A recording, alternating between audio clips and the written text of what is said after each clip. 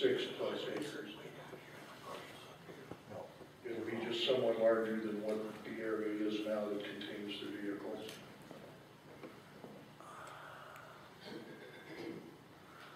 Any more questions? Mr. Chairman? Yep. I drove by your property on 8 Mile, and it appears that there's room for these vehicles there. That is a possibility. Why aren't you taking them to that location We already and getting rid of them here? Okay, I purchased the Natrona property in 1998, and of course it already had some vehicles on it, and we put some additional ones there. However, we thought we were grandfathered, and in court we found out that we were not. I understand that a Of real course, court the 8 case. Mile is, and that isn't, so that's why I'm here trying to bring the Natrona property into compliance with the conditional use permit.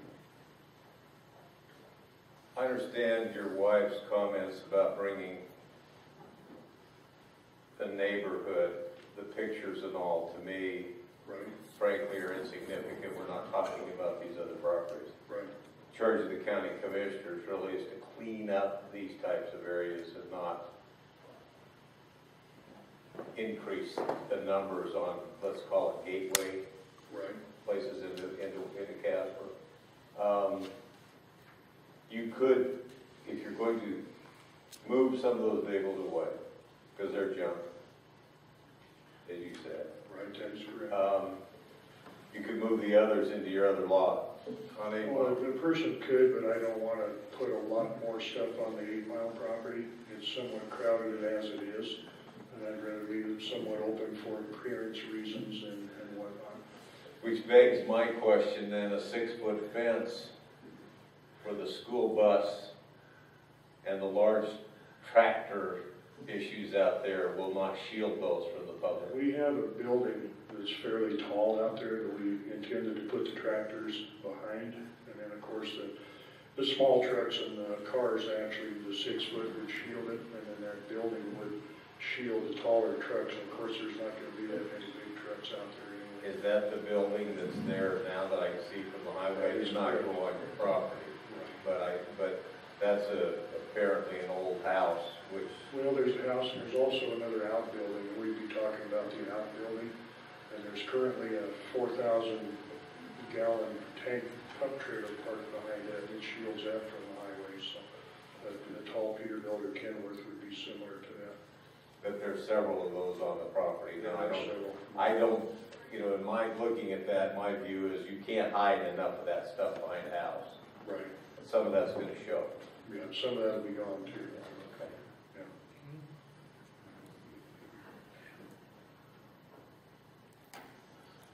Any more questions for Mr. Jones? Okay, thanks, sir. Thank you. Anyone else wishing to speak in favor of this agenda item?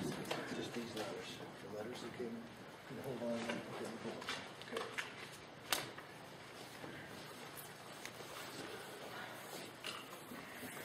My name is Hank Bowers, and I live on 170 North 8 Mile Road. I am Dana's closest neighbor, and I recently went out to his property there at Natrona, just using an eye level and stepping off, kind of surveyed as what it would take. As far as screening that, you used to be on your county regulations, you had a regulation that stated a fence could not be taller than 8 foot, then it would have to have a variance if it was taller. Is that still on the books? I have to defer to Mr. Knight. I'm not sure. I think it probably is, but anyway, 8-foot fence, that's another 2 foot. When that property lays, the way it lies, it won't take that much fence, because he doesn't need that big area. But you put stuff behind the fence, okay, if you put a berm over this way, and on the end to isolate from that creek, which is quite a ways off, but then you would create another foot down, save the topsoil, move that dirt, put the topsoil back on and seed it, and that would increase the height of the fence trajectory. Okay, and I did shoot that out a little bit, very feasible, well, easy to do. Dirt is very pliable, we like that. So, but anyway, it's quite feasible, and I think with the screen, with that stuff being screened, why, it'd be a vast improvement to the neighborhood. That's my opinion.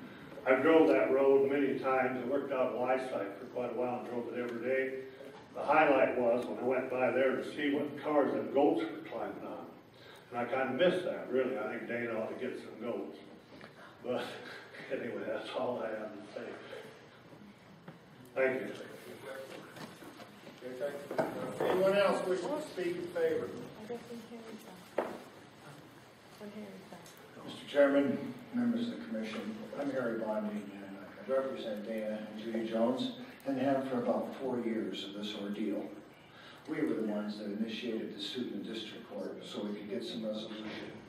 Following the decision from the district court, the 19-page decision, we're here to comply with it. Yes, Dana Jones could, Mr. Bailey, move those cars.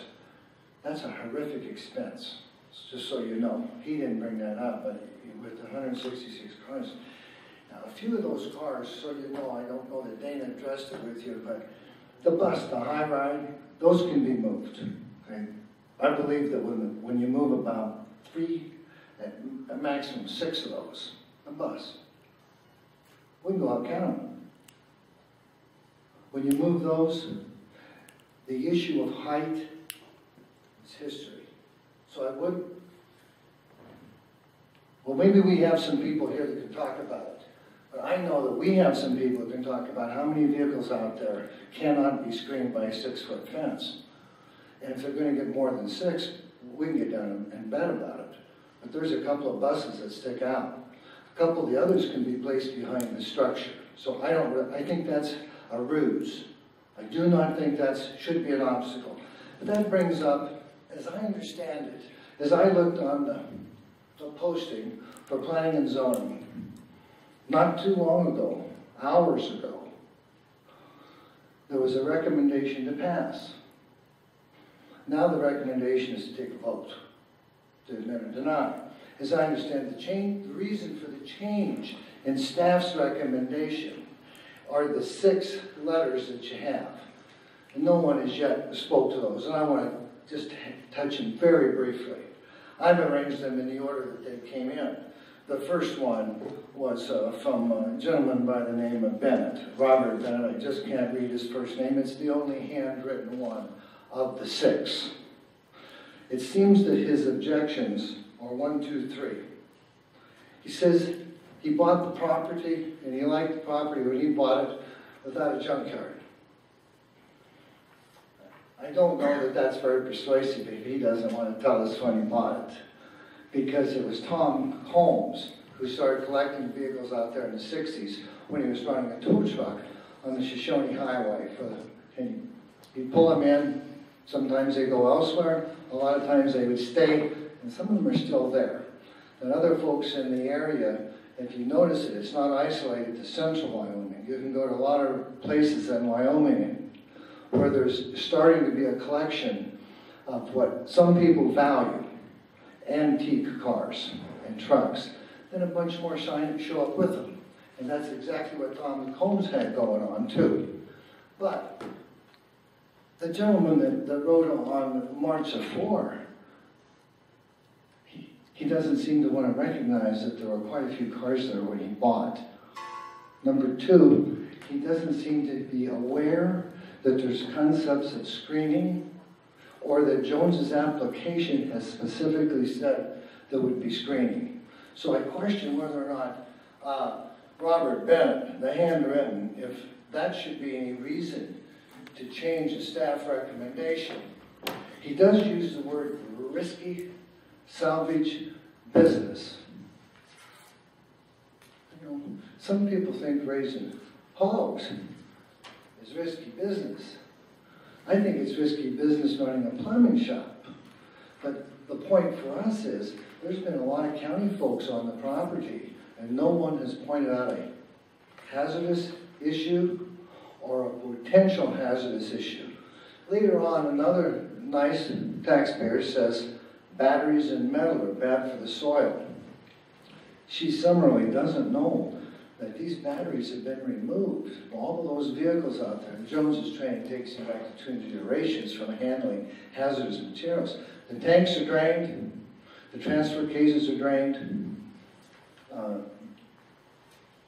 There's nothing to substantiate. You can't just call something risky unless you've got a certain fail ratio. They don't seem to have that at the Jones property. The second letter was Timothy McGrath. He says he purchased it 2 years ago.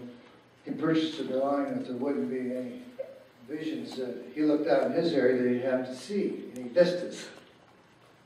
There isn't really a lot of dispute that Thomas Combs has started collecting cars in the 30s. Nothing showed up in the last 2 years out there. It's not a meritorious objection. It's kind of like, what is it, NEMI? We need some affordable housing, but not in my neighborhood. It's a matter of taste. This is not a matter of if anyone has brought something that's detrimental to anyone's attention. Detrimental, they don't like what they see, but that isn't, I don't think, the way it works.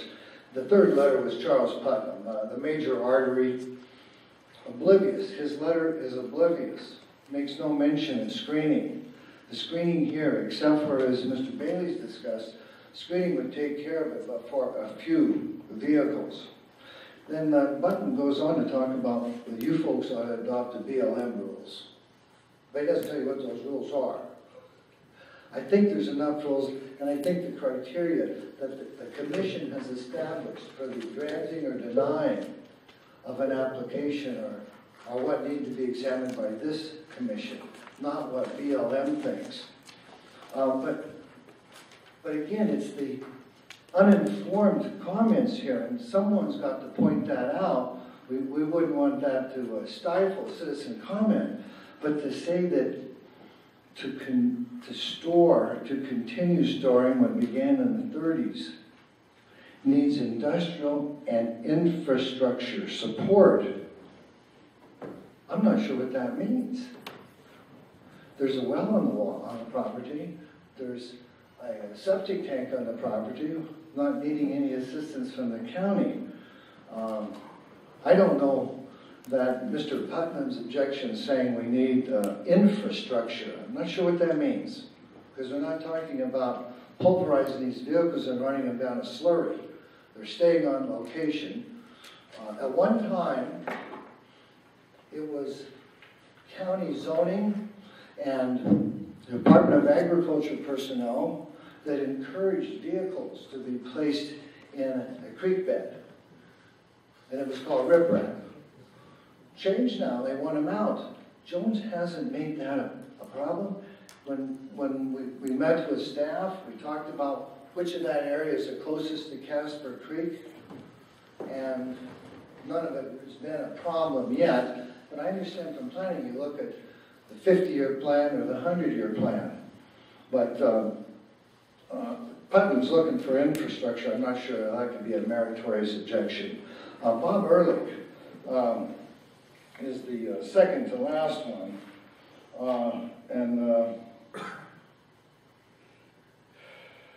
He talks about close proximity. I don't know where Mr. Ehrlich's place is. I've never seen any livestock around Jones' property. I don't think anyone has seen any livestock there. No doubt the land is owned by people. No doubt the adjacent land is somewhere. How proximate, I don't know. But there's nothing that's going to be downwind, or upwind from his cattle or his livestock. There's nothing going on there that there would be pollutants going on. He, again, like others, mentions a poor visual from the highway. You get a poor visual for a lot of things. But the point is, that visual was the way it is, and Mr. Ehrlich's 2 ranches came in later. And that's pretty much a concept that you're going to have to live with, Mr. Ehrlich. He mentions this pollution business. Again, there's been no comment from anyone that there's pollution going on out there. These vehicles don't pollute because you set them on the ground. The final comment, though, received was from Arlene Wilmon. So for Crest Financial, she seems to be buying property, and she says, our contract says that you can't do all these things. Well, maybe if they have that's an issue then, and maybe they need to enforce the covenants. But she's talking about contracts and whether Jones is required to perform under that contract. Pollute groundwater. There's absolutely no substantiation that there's any pollution of groundwater going on. People have been out there to look. People are trained at those items. So I don't know that the 6 letters, because they don't like the idea, because they're proximate. Maybe my house is proximate too. I mean, how proximate are you? What's the problem here? I only want to clarify one matter. I don't want to drag it on. Just want to make sure you understood what Mrs. Jones was pointing out. I handed her, these are photographs that she assembled from Google. When you start with Exhibit 1, you're starting at the Fremont-Natrona County line. And you're coming this way until you get to the town of Casper. And that's what each one of these. So Floyd's Junkyard is there. Again, the purpose here is we're not saying something should be done about these properties. One of the criteria that the commission has in order to evaluate is whether or not character of their neighborhood. Does it detrimentally affect the character of their neighborhood? We're trying to show what the character along 2026 is. And there's 8 pictorials here, 8 properties. One is Jones, that's number 4. The other 7 on both sides of the highway. And we're not changing the character what's on 2026. And that's all we wanted to do there. We're not picking on these folks. You can drive, you get the Google photographs, we can also take some shots at ground level. That's all I really wanted to address was I thought when we saw the, I pointed to the screen because at one time it was on screen, it was on my screen, where the staff made a recommendation to pass. And as I heard Mr. Gutierrez this evening, that was before they got the comments. I do not see the comments as bringing any serious environmental matters here because they don't like looking out their window and seeing what's been there a few years. That's not something this commission can help them with. Again, I don't think it's so much legal, but if there's any matter that I can answer, you bet I'd give it a shot. Think it all? Any questions? Mr. Chairman, Yes. I'd like to address a couple things to Mr. Bondy. First of all, I'm not trying to defend the staff and what they do or what they don't do, but I will tell you that this is the first time I've seen any comments tonight about this. So if that triggered his change, then that was for us to be able to consider the comments. I've not seen these before, and so they were in before the meeting. Therefore, they probably, and I'm guessing that we can talk to him about, but they're guessing, I'm guessing, that those were for us to be considered, and he wanted us to know that those were there, okay? He had the ability to change that thing right up until 5 minutes before he walked in here. I had no problem with that, okay? Second of all, how big is the neighborhood? You said from Fremont County to Casper. That's a damn big neighborhood. And once again, we're not talking about those people. We're talking about this piece of property. And therefore, our charge, one of our charges as this board and the county commissioners were very, brought this up to me personally when I was appointed to it. This is for your knowledge. I was appointed to fill a 6-month seat last summer, and one of their questions to me was, do you have a problem with what we're doing in cleaning things up? And I said, no, not at all. And so it's very important to the county commissioner to clean up these gateway areas, and that has been happening. A question that I have, 2 more questions. Will you state your law license that there's not a drop of fluid running out of those vehicles on that ground? That's a yes. I'd be glad to do that with my block check. You'd do that That's a first, fair wouldn't you? question. You'd do that first, wouldn't you? So you're taking somebody else's wording and telling us that there's no fluid in there. And that may or may not be a true statement. Okay? And then I have a question about the lawsuit, and you're obviously involved in it. What was the fourth cause of action in your second complaint? In your second amended complaint? Probably estoppel and waiver. Okay. What's Because the that's reason where, for- What's the point of that question? well, that's why you're here. Because I read the lawsuit judgment, and I can't find where it says for you guys to come do this. Do what? To come in front of this board, in front of the county commissioners to get a zoning change. I mean, so it's, don't blame it on the lawsuit if you're coming to get it right after the lawsuit. But that was not part of this lawsuit. Is that a true statement? The judge didn't tell you to do that, did Mr. Bailey, I'm not sure I understand the question. But Let me rephrase it. Did the judge tell you to come in front of this body to get a zoning change out of their conditional use permit for this property? no, he did not. So you didn't miss a thing. You brought it on, you brought this yourself to come in compliance as a result of this case. That is correct. What you don't have in this January 2 judgment and Right. findings of fact Right. is the court's ruling on the fourth day of trial with respect to the Natrona property, which we're talking about today. And he says from the evidence we've presented, the plaintiffs, Jones, have not met their burden of proof on the Natrona property. Was that the December judgment? Because I have it also. I don't want to answer that until I know which judgment you're talking about, but it's the judgment that addressed the Natrona property. Right. Okay. And it was entered in the month of December.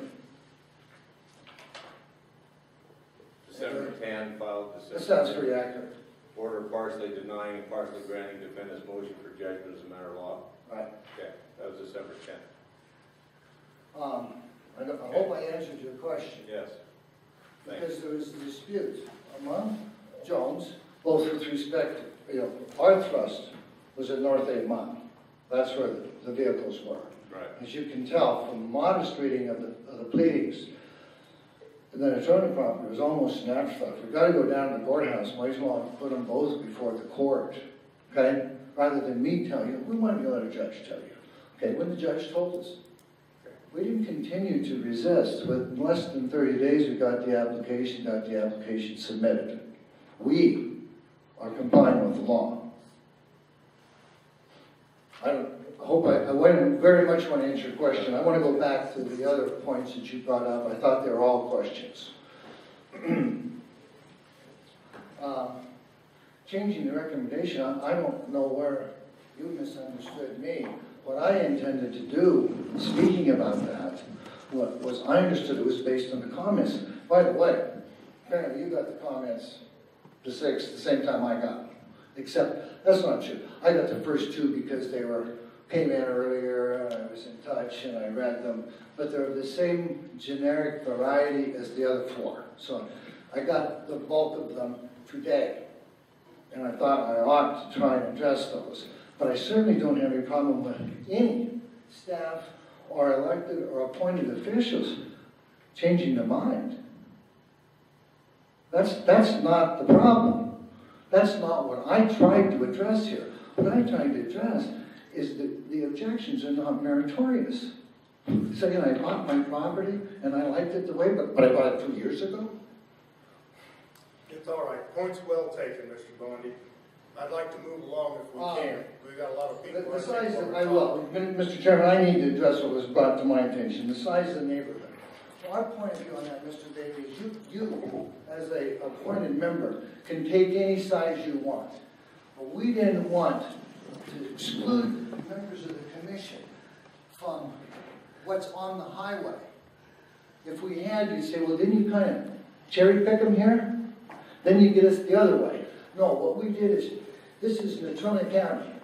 You're the Natrona County Plan Commission. So we brought it in from the county all the way. And it's the neighborhood, you can make it any size you want. But I don't think you're gonna find any resorts in the area. I don't think you're gonna find any livestock operations out there. You're not gonna find anyone that's gonna tell you that what's been going on in Tom Jones's property for almost a century now is detrimental to their livestock. These people are talking about what they don't like looking at.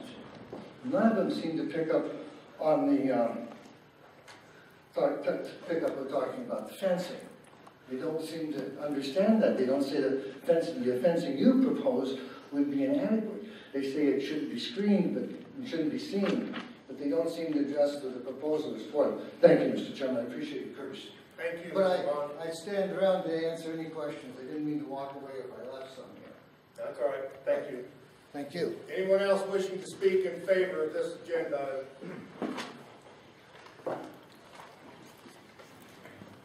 Good afternoon, gentlemen.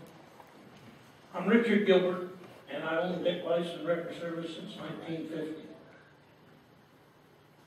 And I've hauled cars out there for Tom Bones, but his kids got too drunk to drive or rolled them over, wrecked them, whatever. I worked at the highway patrol for up until 2 years ago. And when I lost my wife, Excuse me, Dick. Oh, we need an address, please. I'm sorry, 3900 Wolf Creek Road, Casper, Wyoming. I'm sorry. This summer, or this winter so far, I've had NCHS teacher up there come out and look and brought 20, 25 children out there to look at wrecked cars, take pictures of them, and she's been out there 2 times this winter. Some days when it's real nice, and days when it's snowing and blowing.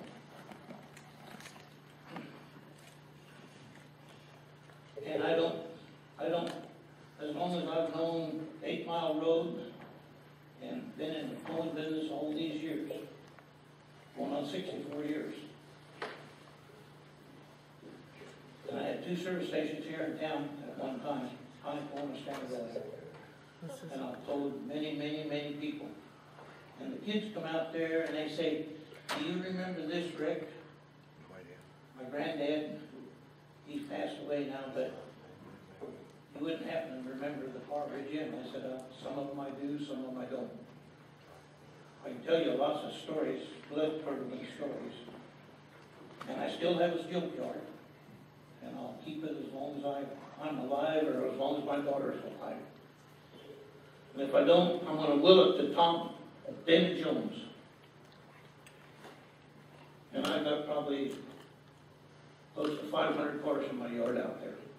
And you're talking about batteries, drainage coming out of them, and stuff like that. You're welcome to come in our yard and take a look and find one car that's still leaking. And I can guarantee you that the battery's still in the thing. It's still got gasoline in the gas tank, and it's still got oil in it. But you won't find a leak in any of them out there in my yard. And this has been going on since I built my place out there in 1959, 58 and 59 when I built it. And I still got cars sitting there that I hauled in there that many years ago. And all those cars that Dave Jones and Judy's got on 8 Mile Road or out in Natrona is nothing more than history. And they've got the right deal to say that they would like to keep the history going, just like they do back in Washington, D.C. at the Naval, I can't think of the name of it, but Smithsonian, and this is all history. And that's what all Dana Jones and Judy is doing, is protecting the old history that their granddad might have done. They used on fire trucks out there. There's been people that was working for the volunteer fire departments. And Dana Jones and Judy would love to have somebody come out there and take pictures of some of the stuff that they've got. The kids up at MC up there, and the teacher up there that's teaching